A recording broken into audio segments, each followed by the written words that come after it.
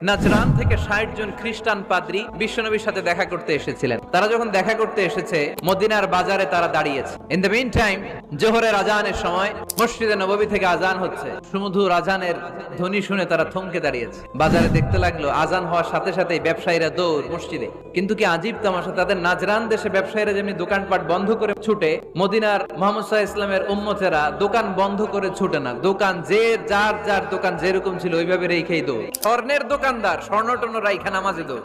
এই দৃশ্য দেখে খ্রিস্টানরা অবাক, কয় থাক আর দেখা করার দরকার নাই। কিভাবে মুহাম্মদ সাল্লাল্লাহু আলাইহি ওয়াসাল্লাম গোটা বিশ্ব কবজায় এনেছে এই দৃশ্যই দেখে আমরা বুঝতে পেরেছি।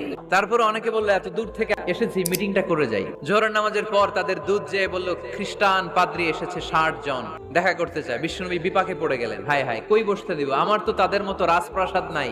এক সাহাবী বললেন, ইয়া রাসূলুল্লাহ, পাহাড়ের পাশে ছায়া আছে, চলেন ওইখানে বসি। আল্লাহ রাসূল বললেন, একটা কথা বললা, এরা খ্রিস্টান মেহমান, এদেরকে নিয়ে ছায়ার মধ্যে বসা যায় নাকি? আর এক সাহাবী বললেন, ইয়া রাসূলুল্লাহ, আমার খেজুর বাগান, খেজুর পেড়েছি, খেজুর পাতা দিয়ে একটা বিছানা করে দে, ওইখানে বসি, কেমন হয়? রাসূল সাল্লাল্লাহু আলাইহি ওয়াসাল্লাম বললেন, না, দে আর দ্য ফরেন ডেলিগেট, তাদেরকে নিয়ে তো এইভাবে বসা যায় না। বলতে না বলতে ৬০ জন খ্রিস্টান পাদ্রী এসে হাজির। কি করবেন বিশ্বনবী? উপায় অন্তর না দেখে ৬০ জন খ্রিস্টানের জন্য বিশ্বনবী নিজ হাতে মসজিদে নববীর তালা খুলে দিয়ে মসজিদে ঢোকার ব্যবস্থা করে দিয়েছেন। বিশ্বনবী খ্রিস্টান খোঁজে নাই, নাস্তিকের বাচ্চা কিনা ওইটা খোঁজে নাই। বিশ্বনবী দুই চোখ দিয়ে দেখেছে এরা মানুষ। আমরা মানুষকে মানুষ হিসেবে কনসিডার করি না, খালি ভাগাভাগি, তুই আওয়ামী লীগ, তুই বিএনপি, তুই